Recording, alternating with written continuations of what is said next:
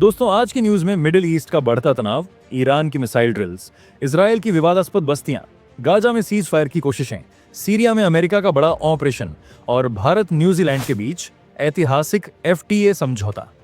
तो चलिए शुरू करते हैं आज 10 बड़ी अहम खबरें। तो दोस्तों, वीडियो को लाइक करें और चैनल को भी सब्सक्राइब करें। ईरान की IRGC ने अचानक से तेहरान, इस्फहान और कुछ दूसरे शहरों में बड़े लेवल पर बैलिस्टिक मिसाइल ड्रिल्स शुरू कर दी हैं। अब ईरान तो ये कह रहा है कि भाई ये बस एक डिफेंसिव एक्सरसाइज है, मतलब सिर्फ रक्षात्मक अभ्यास। लेकिन इजराइल का तो कुछ और ही सोचना है।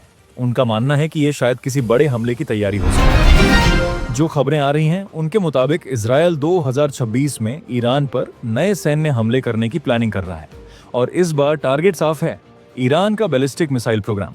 अब दिलचस्प बात यह है कि दिसंबर के आखिर में नेतन्याहू डोनाल्ड ट्रंप से मिलकर इस पूरे मसले पर बात करने वाले हैं।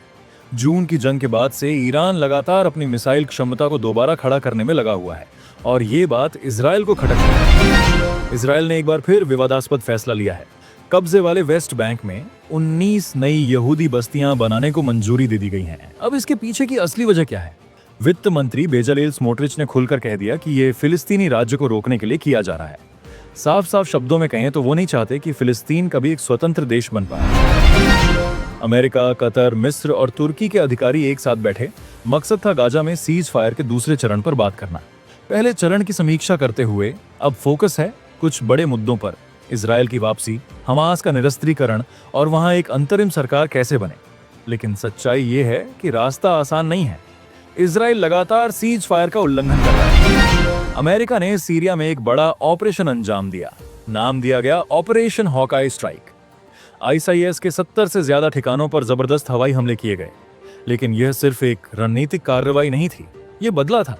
13 दिसंबर को पालमायरा में हुए हमले में 2 अमेरिकी सैनिकों ने अपनी जान गंवाई थी और अमेरिका ने अपने जवानों के लिए करारा जवाब दिया। और इस पूरे ऑपरेशन में जॉर्डन ने भी अमेरिका का साथ दिया।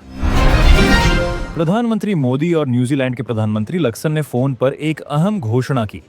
दोनों देशों के बीच फ्री व्यापार समझौते FTA की वार्ताएं पूरी हो गई हैं।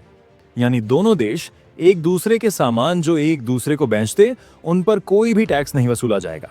अगले 5 सालों में दोनों देशों के बीच व्यापार दोगुना होने की उम्मीद है। इससे दोनों देशों को बहुत बड़ा फायदा होगा। केरल से एक ऐसी खबर आई जिसने लाखों लोगों को हैरान कर दिया। चुनाव आयोग ने विशेष गहन संशोधन के बाद ड्राफ्ट वोटर लिस्ट जारी की और इसमें एक झटके में 24,08,000 नाम गायब हो गए। सोचिए, पहले 2.78 करोड़ वोटर थे, अब सिर्फ 2.54 करोड़ रह गए। पेरिस में कुछ ऐसा हुआ जो लेबनान के लिए उम्मीद की किरण बन सकता है। फ्रांस, सऊदी अरब और अमेरिका के अधिकारियां लेबनान की सेना के कमांडर से मिले।